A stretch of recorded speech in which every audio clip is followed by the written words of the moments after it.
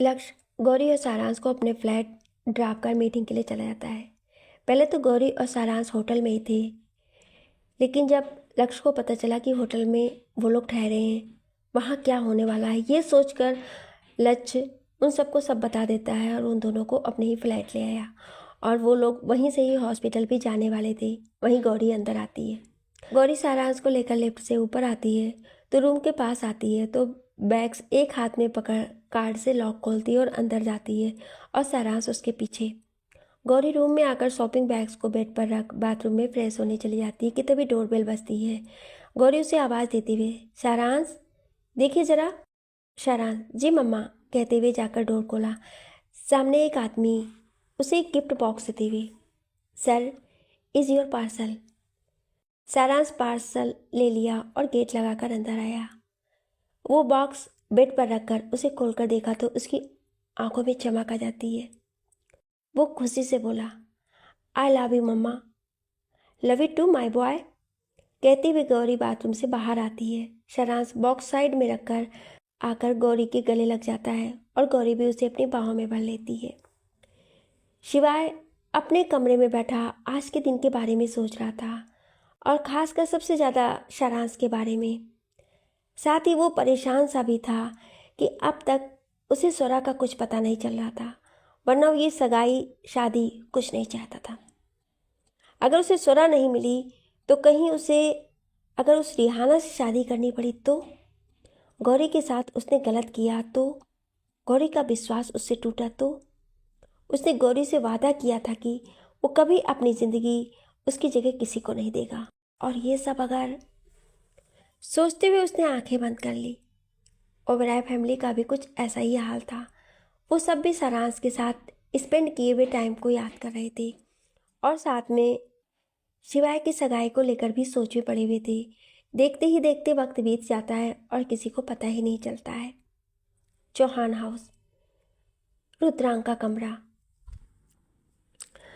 रोशनी balcony में खड़ी आसमान में देख रही थी और शिवाय के साथ अपने पुराने दिनों को याद कर रही थी कि कैसे वो शिवाय, नव्या, कार्तिक और गौरी टेरेस पर चांद तारों को देखा करते थे। तभी रुद्रांक बाथरूम में से बाहर आकर कमरे में देखता है जहाँ उसे रोशनी नहीं दिखती है। वो बालकनी को देख उस ओर बढ़ जाता है। रुद्रांग आकर रोशनी को पीछे से हक करते हुए बोला, कहाँ खोई हो? रोशनी, भाई कितने बदल गए हैं ना। रुद्रांग, बदल तो तुम भी गई हो। कहाँ पहले हर वक्त हमेशा शरारत करती रहती थी और ईसा जरा सा उधम करती है तो उसे कितना डांटती हो। मुझे ही देख लो, मुझे भी कहाँ छोड़ती हो। कभी कभी तो लगता है कि तुम मुझे ही मार डालोगी। रोशनी जो उसकी बातें सुन सोचे पड़ गई, पर उसकी आखिरी बात सुन भड़क कर बोली, हाँ हाँ, शादी हो गई, बच्चे हो गए, अब तो बीवी खराब ही लगेगी। फिर आपको मेरी हर बात बुरी लगने लगेगी। आगे जाकर आपको कोई दूसरी लड़की पसंद आने लगेगी। आपका मुझ में इंटरेस्ट खत्म हो जाएगा। आपकी मुझसे रोज़ लड़ाई होगी और एक आप भी मुझे छोड़कर चले जाने को कह रहे हो। इससे आगे वो कुछ बोल ही नहीं पाए क्योंकि रुद्रांग पहले ही उसके होठों को अपने होठों से सील कर दिया। रोशनी उसे पीछे करने लगी पर रुद्रांग उसे छोड़ा ही नहीं और फिर वो हार कर शांत खड़ी हो गई। अगले पल रुद्रांग उसे देख बोला, आज के बाद छोड़ने की बात भी मत करना। और आप भी क्या, मतलब किसी और ने भी ऐसा किया? रोशनी उस दिन का सब याद करती है जब वो शिवाय गौरी को चले जाने की बात कर रहा था। उसने उनकी बातें सुन ली थी। उसके बाद यूं गौरी का एक्सीडेंट और अब तक का सब हो रहे वक्त से वो शिवाय से नाराज थी। रुद्रांग, जवाब दो। रोशनी उसे देख, कुछ नहीं, छोड़िए, हमें जाना है। रुद्रांग उसे गोद में उठाकर, सवाल ही नहीं उठता, कहकर वो उसे बेड पर ले आया। रोशनी, रुद्रांग छोड़िए हमें, कल जल्दी उठना है और वहाँ जाना भी तो है, प्लीज़ सोइए। रुद्रांग, आपको तो इंटरेस्ट देखना था ना, अब हम बताते हैं कि हमें आप में कितना इंटरेस्ट है। रोशनी, रुद्रांग प्लीज़, हमने बस फ्लो फ्लो में कह दिया था। रुद्रांग उसके ऊपर झुककर, ये तो आपको पहले सोचना था और गलती करी है तो उसकी सज़ा भी मिलेगी। रोशनी, अच्छा सॉरी। रुद्रांग उसे पकड़, अब पछताने से क्या फ़ायदा, आग तो आपने लगा ही दी है, तो अब फिर भुगतो अब, कहकर एक बार फिर वो उसकी होठ सील कर देता है। वहीं रोशनी शर्मा कर आंखें बंद कर लेती है। Engagement hall. शिवाय सुहासिनी जी के साथ सीढ़ियों से उतर रहा था। हर रोज के मुकाबले उसका चेहरा ज़्यादा कोल्ड था। स्पेशली उसने आज के दिन ब्लैक पहना था, जानबूझकर। एक तो ये सब उसके मन से बिल्कुल अलग था, लेकिन सुहासिनी जी को ब्लैक पसंद नहीं था, तो यही पहनने के आया था वो। सुहासिनी जी धीरे से उससे बोली, शिवाय अभी सगाई में टाइम है, तो जाकर इन कपड़ों को चेंज करिए। आज के दिन आपने ब्लैक पहन लिया, ऊपर से आपको पता है हमें काला रंग पसंद नहीं है। हाँ, आप सगाई कर रहे हैं और हमें खुशी है, लेकिन हम आपके इस लुक से जरा सा भी खुशी नहीं है। शिवाय, ओह अच्छा, लेकिन हमारी नज़रों में तो आप दूसरों की खुशियों पर अपनी काली नज़र लगाती ही हैं, तो हमने सोचा क्यों ना आपके इस सो कोल्ड खुशी भरे माहौल में हम भी कुछ वैसा ही ट्राई करते हैं। एंड बाय द वे, सगाई आपकी मर्जी से हो रही हो, लेकिन हमें क्या पहनना है और किस रंग में पहनना है ये हमारी चॉइस है। आपकी इस पर कोई जोर जबरदस्ती नहीं चलने वाली।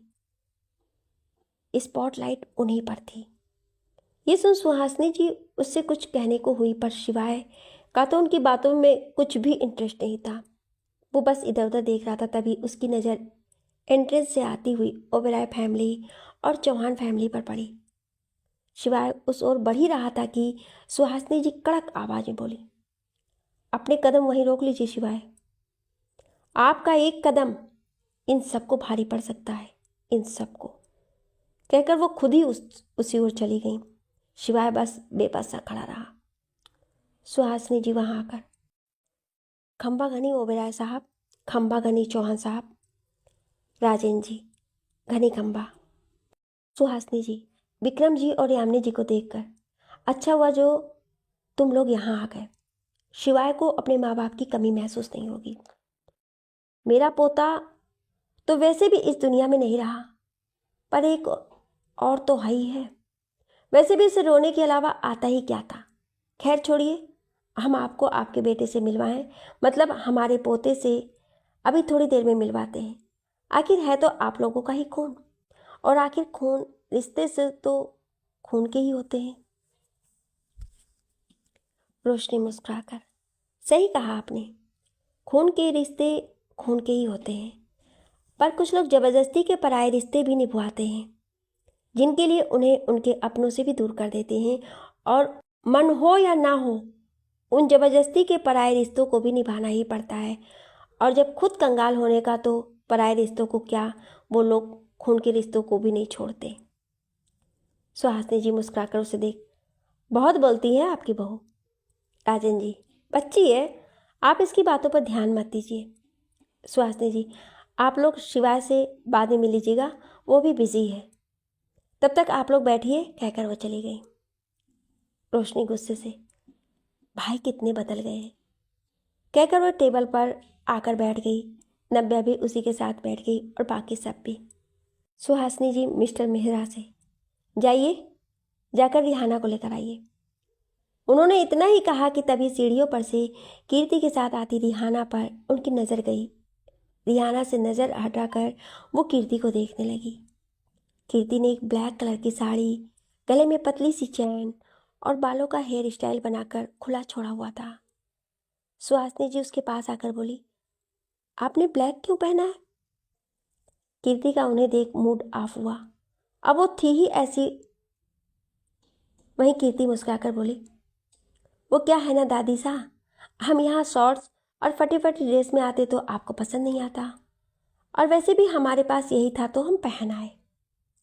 इतना बोलो रिहाना को शिवाय के पास लाकर बिठा दी और शिवाय से बातें करने लगी। शिवाय भी उससे नॉर्मल ही बात कर रहा था। उसको हॉस्पिटल से कांटेक्ट था तो वो कीर्ति को जानता था। दूसरी तरफ गौरी अपने रूम में आकर सारांश को देखती है, जो अपने आईपैड में मोरल स्टोरी पढ़ रहा था।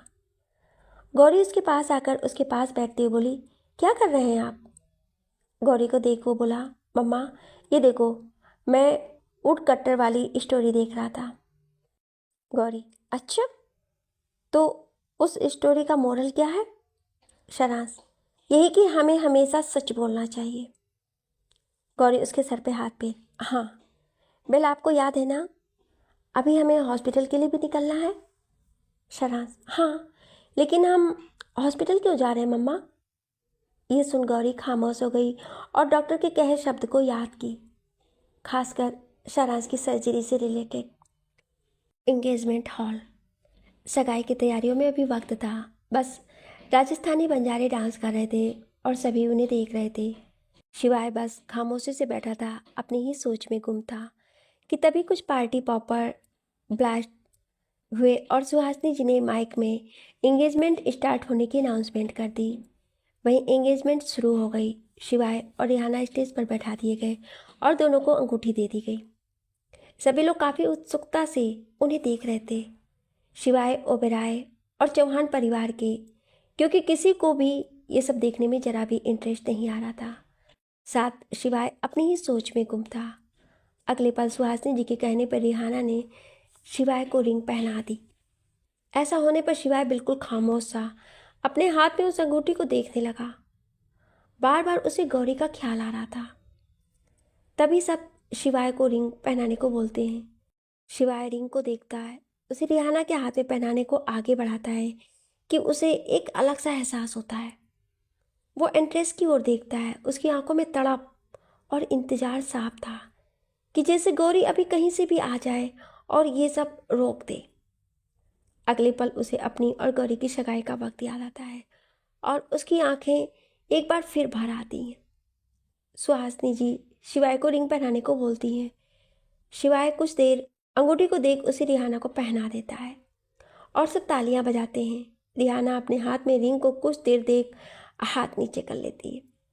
तभी एक बार फिर पार्टी पॉपर ब्लास्ट होता है और शिवाय एकदम होश में आता है। वो चारों तरफ देखता है तो सब नॉर्मल था। उसे एहसास होता है कि ये सपना था, यानी वो सपना ही देख रहा था। वो आसमान को देखते हुए मन में बोला, ये ख्वाब तो हकीकत से भी ज़्यादा जहर सा था। लेकिन ये अगर हकीकत बन गया तो? नहीं, हम ऐसा नहीं कर सकते। हम आपको धोखा नहीं देना चाहते गौरी। अगर ये ख्वाब हकीकत बन गया तो हमारी पूरी ज़िंदगी जहरीली हो जाएगी। हालांकि हमें जहर पीना मंजूर है, लेकिन ऐसे हकीकत में जीना नहीं, क्योंकि हम आपके बिना रह लेंगे गौरी, लेकिन किसी और का होके आपसे दूर होके हम नहीं जी पाएंगे। काश काश आप यहाँ होती गौरी, काश। तभी कीर्ति शिवाय के पास आई और उससे बोली, मिस्टर शिवाय। ये सुन शिवाय ने उसे देखा और अपनी आंखें साफ करते हुए उठा और बोला, डॉक्टर कीर्ति, आप यहाँ? कीर्ति, जी हाँ, एक्चुअली आपसे मुझे कुछ बात करनी थी। अभी बताना तो नहीं चाहती हूँ कि तुम्हारी इस वक्त सगाई है, लेकिन मेरा इसमें ज़रा भी इंटरेस्ट नहीं है, क्योंकि मुझे एक सर्जरी का केस हैंडल करना है जो काफ़ी कॉम्प्लिकेटेड है। तो बस उसी से रिलेटेड तुमसे कुछ बात करने यहाँ आई हूँ। शिवाय, हाँ। कीर्ति, तुम्हारा तो ऑलरेडी काफ़ी कंट्रीब्यूशन है हॉस्पिटल पर, तो मुझे सर्जरी के केस के बारे में बात करनी थी। वो एक 5 साल का बच्चा है और उसके हार्ट में होल है। मैंने तुम्हें बताया ही था। शिवाय, हाँ, तो क्या वो ठीक तो हो सकता है ना? कीर्ति, हाँ, हम पूरी कोशिश करेंगे। एंड एक्चुअली उसकी मॉम एक सिंगल मदर है, सो एंड वो सब कुछ मैनेज कर रही है, लेकिन इस सर्जरी से रिलेटेड हमें तुम्हारा सपोर्ट चाहिए। शिवाय, या ऑफ कोर्स, तुम हमें बताना, जो भी कुछ होगा हम करने के लिए तैयार हैं।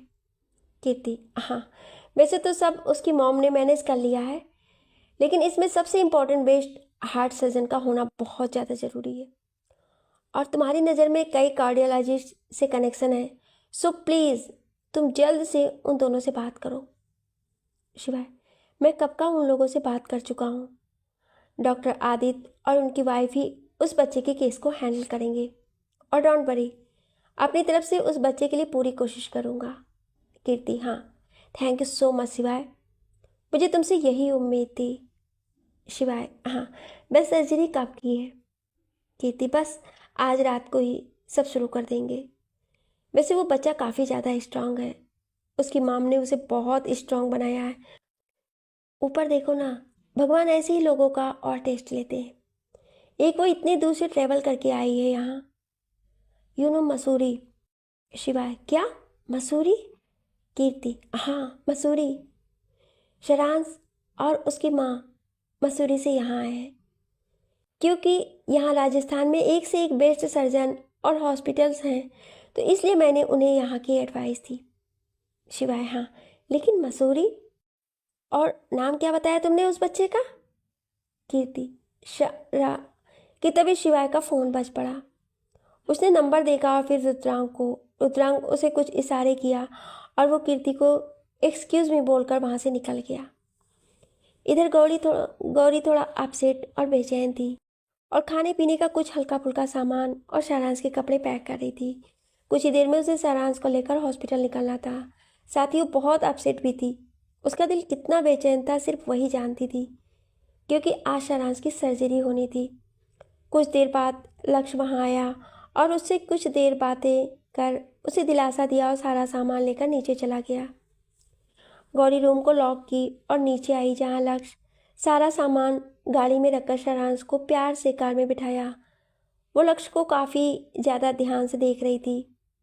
गौरी उसके पास आई और बोली, कितनी मदद कर रहे हो तुम हमारी। हम दोनों के लिए तुमने आज होने वाली सारी मीटिंग और अपना सारा इम्पोर्टेंट काम कैंसिल कर दिया। थैंक यू सो मच लक्ष्य। लक्ष्य, कमान गौरी, वो तुम ही थी जिसने मेरी दोस्ती को एक्सेप्ट किया था, वरना कोई नहीं था मेरे पास। बिल्कुल अकेला था मैं, और तुम और सारांश से मिलकर मैं अकेलेपन को काफ़ी हद तक भूल गया हूँ। और रही बात मदद की, तो कोई गैर नहीं हो तुम, मेरी दोस्त हो तुम। और ऐसे मुश्किल और ज़रूरत पड़े टाइम में दोस्ती काम नहीं आएगा तो कौन आएगा। गौरी, लेकिन फिर भी। लक्ष्य, गौरी मैं जानता हूँ तुम काफ़ी स्ट्रांग हो।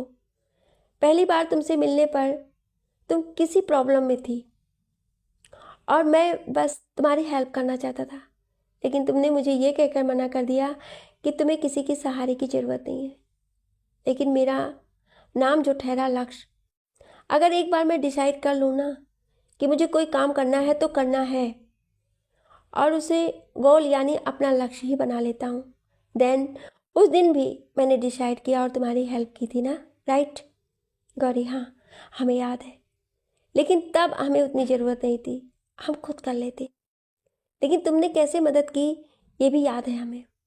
लक्ष्य, उसके लिए मैं तुम्हें 6+1 टाइम सॉरी बोल चुका हूँ। थोड़ी भूल चूक हो गई थी तब, आई नो, लेकिन तुम्हें इतना याद है तो ये भी याद होगा कि मैंने हेल्प करने से पहले तुम्हें क्या कहा था। गौरी उसकी बात सुन उसके कहे पुराने शब्द याद की। जानता हूँ आपको सहारे की ज़रूरत नहीं है, लेकिन मैं सिर्फ साथ देने आया हूँ। ये याद कर वो लक्ष्य को देखी तो वो मुस्कुरा कर बोला, लेकिन आज वाकई तुम्हें और सारांश को ज़रूरत है, लेकिन फिर भी मैं साथ ही दूंगा। सब कुछ करूंगा जितना कर पाऊंगा, लेकिन तुम दोनों को ऐसे हालातों में कभी अकेला नहीं छोड़ूंगा। गौरी हल्का सा इमोशनल हुई तो वो बोला, ए प्लीज़ इस वक्त ये सब नहीं। अगर अभी कमज़ोर कर लोगी खुद को तो सर्जरी के टाइम क्या होगा। गौरी अपने आंसू पोंछी और गाड़ी में बैठ गई। लक्ष्य भी ड्राइविंग सीट पर बैठा और हॉस्पिटल के लिए निकल गया। 1 घंटे बाद लक्ष्य, सारांश और गौरी हॉस्पिटल पहुंच गए। गौरी सबसे पहले हॉस्पिटल में बने मंदिर के आगे हाथ जोड़कर, हमारे बच्चे की रक्षा करना भगवान जी, एंड थैंक यू उसकी सर्जरी यहाँ अच्छे से अरेंज करवाने के लिए, वो भी शिवाय के थ्रू। कभी नहीं सोचा था कि ऐसा दिन भी देखना पड़ेगा। हमारा छोटा सा बच्चा इतनी बड़ी सर्जरी के लिए जा रहा है, आप प्लीज़ सब ठीक कर देना। जैसे भी सही, जो भी सही, शिवाय आगे बढ़ रहे हैं, हमें भी बढ़ना चाहिए अपने बेटे के लिए। हम वो फ़र्ज़ निभा सकें, एक माँ बनने का फ़र्ज़ निभा सकें, वर्ल्ड की बेस्ट मम्मा बनकर दिखा सकें। प्लीज़ हमें हिम्मत देना भगवान, और शिवाय को भी हिम्मत देना जो वो करने जा रहे हैं उसके लिए। 16 तक उनको पहुंचा देना। इधर शिवाय भी सारांश के लिए प्रे कर रहा था और साथ ही अपने उस मिशन के लिए भी। दूसरी तरफ वार्ड में नर्स सारांश से बोली, सारांश चलो ये ड्रेस चेंज करो। वो उसके आगे हॉस्पिटल यूनिफॉर्म कर दी।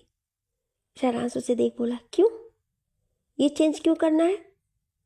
नर्स कुछ कहती कि गौरी वहाँ आकर क्यों करना है, मतलब हॉस्पिटल में है तो यहाँ के कपड़े तो पहनने ही होंगे ना, वरना डॉक्टर आपके टमी के जर्म्स कैसे निकालेंगे? शरान, पर इन कपड़ों में भी तो निकाल सकते हैं ना, वो अपने कपड़ों को छूकर दिखाते हुए बोला। शरान से एक नज़र कीर्ति को देख, हाँ निकाल तो सकते हैं, पर अगर आपकी फेवरेट टी शर्ट में जर्म्स चिपक गए तो? शरान, ओह सिस्टर, आप ये कपड़े मुझे दे दो, मैं खुद चेंज कर लूँगा। कहकर वो नर्स के हाथों से यूनिफॉर्म ले लेता है। वहीं गौरी उसको चेंज करने में उसकी हेल्प करती है। होटल में, यहाँ पूरे होटल में भगदड़ मच चुकी थी। सब सिवाय को ही ढूंढने में लगे हुए थे, लेकिन वो कहीं पर भी नहीं था। वहीं सिवाय सुहासिनी ठाकुर पूरी तरह से पागल हो चुकी थी। वहीं ओबेरॉय और चौहान परिवार को उनकी हालत पर बड़ा तरस आ रहा था और साथ में हंसी भी।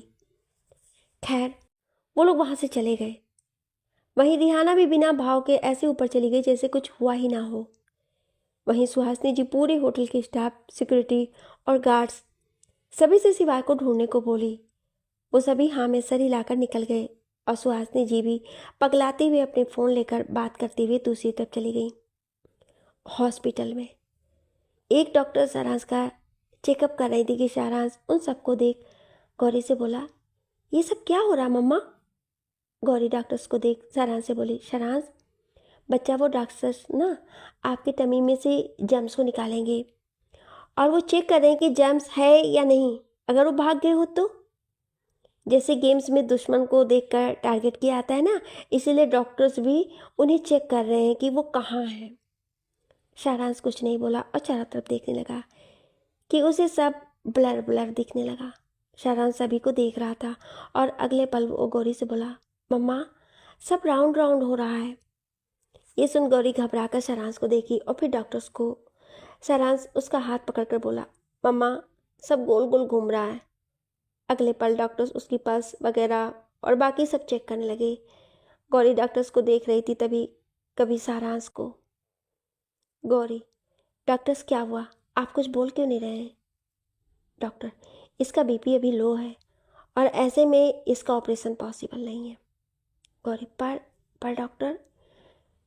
डॉक्टर कीर्ति ने तो कहा था कि सर्जरी इम्पॉर्टेंट है, तो फिर? डॉक्टर, हाँ इम्पॉर्टेंट है, पर जब तक ये नॉर्मल नहीं होगा तब तक सर्जरी नहीं हो सकती।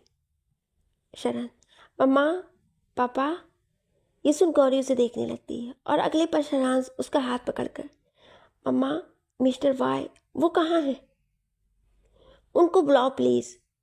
गौरी, शरांश बच्चा, आपके मिस्टर बॉय अभी नहीं आ सकते हैं, आप जानते हो ना। शरांश, मिस्टर बॉय, मम्मा मिस्टर बॉय को बुलाओ प्लीज़, मुझे मिस्टर बॉय चाहिए। गौरी को समझ नहीं आता है कि वो क्या करे। तभी वो कुछ सोचकर डॉक्टर्स को देख बोलती है, डॉक्टर कीर्ति कहाँ है, उन्हें बुलाइए। तभी एक नर्स अंदर आकर, मैम डॉक्टर कीर्ति अब तक नहीं आई हैं, वहाँ रास्ते में रैली है और वह ट्रैफिक में फंस गई हैं। लक्ष्य जो अभी अभी यहाँ आया था उसने ये सब सुन लिया। गौरी उसे देखती है। लक्ष्य जल्दी से अंदर आता है और शरांश को देखता है। गौरी उसे देख, लक्ष्य हम क्या करें, हमें कुछ समझ नहीं आ रहा है, हम क्या करें? लक्ष्य, गौरी काम डाउन, प्लीज़ शांत हो जाओ, रिलैक्स, सब ठीक हो जाएगा। गौरी, कुछ ठीक ही तो नहीं हो रहा लक्ष्य, ऐसा लग रहा सब छूटता जा रहा है, वहाँ शिवाय और यहाँ शरांश दोनों। हम क्या करें, हमें कुछ समझ नहीं आ रहा, प्लीज़ कुछ गलत ना हो। डॉक्टर उन दोनों को देख, आप दोनों बाहर जाइए प्लीज़। लक्ष्य हाँ में सर हिलाता है और गौरी को बाहर लाता है। गौरी सीधा दम से बेंच पर बैठ जाती है और रोने लगती है। लक्ष्य उसे दिलासा देने लगता है। लक्ष्य, गौरी कुछ नहीं होगा, प्लीज़ रिलैक्स, शांत हो जाओ। गौरी अगले पल अपने फ़ोन को देख, कीर्ति का कॉल, इतना कहकर वो कीर्ति को कॉल लगाती है, पर कोई जवाब नहीं आ रहा था। दूसरी तरफ शिवाय का फ़ोन बजे जा रहा था। लेकिन उसे सब पता था कहाँ से और किन लोगों के फ़ोन आ रहे हैं। उसने फ़ोन को स्विच ऑफ कर डैशबोर्ड में पटक दिया और ड्राइविंग करने लगा। इधर रिहाना जल्दी से अपने रूम में जाती है। वो अपना फ़ोन उठाकर चेक करती है। रिहाना काफ़ी हैरानी से सब कुछ देख रही थी। अगले पल उसकी आंखों में आंसू थे। वो मोबाइल साइड में रख जल्दी से अपना लैपटॉप लेकर बैठ जाती है और फास्ट टाइपिंग के साथ कुछ ढूंढने लगती है जो एक इन्फॉर्मेशन थी। शिवाय कार में बैठा काफ़ी फास्ट ड्राइविंग कर रहा था। उसके चेहरे पर खुशी, आंखों में नमी और दिल में बेचैनी थी। वो काफ़ी जल्दी जल्दी ड्राइविंग कर रहा था, जैसे उसका वहाँ जाना बहुत ज़रूरी है। शिवाय अपने आंसू पोंछ खुद से बोला, कभी सोचा नहीं था हमने, कब से इंतज़ार किया है हमने इस वक्त का। राज, मैं आज उस तक पहुंच रहा हूँ। तुझसे किया वादा पूरा करने जा रहा हूँ। हम आ रहे हैं स्वरा। आज फाइनली आपका पता चला स्वरा। आप भी कब से वेट कर रही होंगी ना हमारा। डोंट वरी बेटा, पापा आ रहे हैं आपके पास।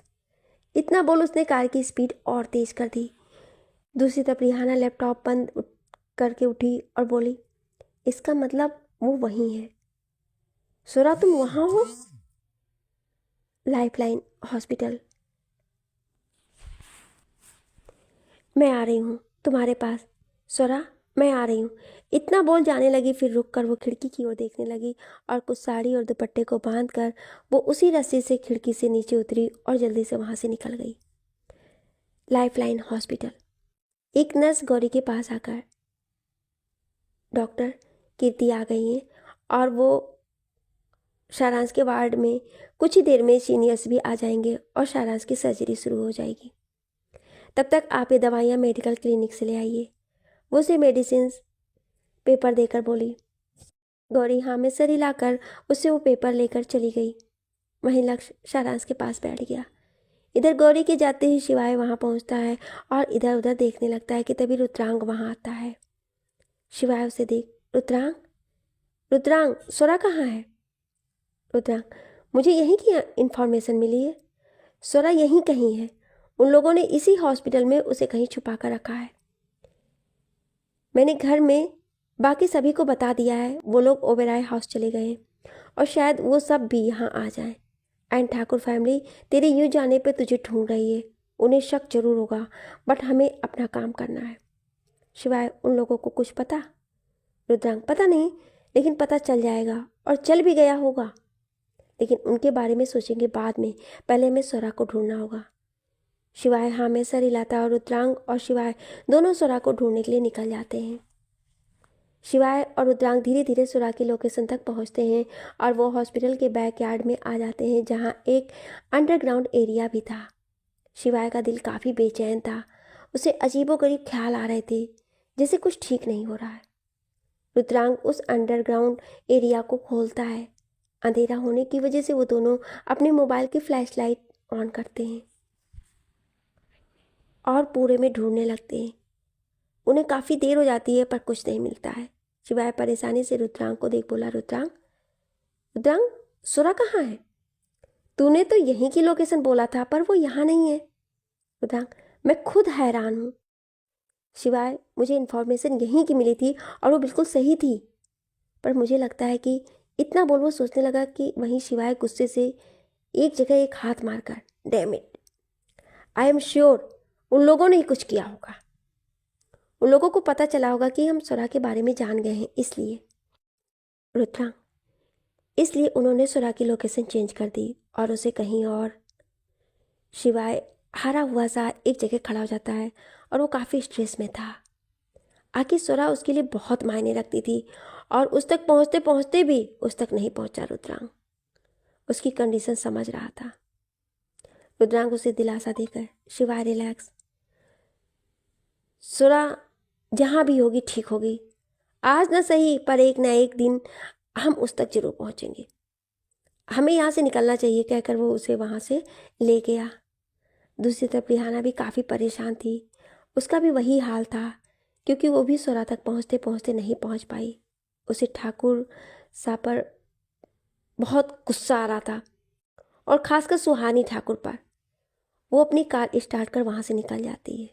रुद्रांग शिवाय हॉस्पिटल से जा रहे होते हैं कि शिवाय के पास कॉल आता है। वो देखता है कि सुहासिनी जी का फ़ोन है और ये देख उसका दिमाग खराब हो जाता है। वो गुस्से से फ़ोन उठाता है। सुहासिनी जी फ़ोन पर मुस्कुरा कर, क्या हुआ शिवाय, मिल गई आपको सोरा? अब तक तो मिल ही गई होगी, क्योंकि आप तो पहुंचने वाले थे ना। फिर हंसकर, नहीं मिली ना, मिलेगी भी नहीं। हमने तो पहले ही आपसे कहा था आप सोरा तक नहीं पहुंच सकते। सोरा आपको कभी नहीं मिलेगी। शिवाय गुस्से से, बकवास बंद करिए अपनी।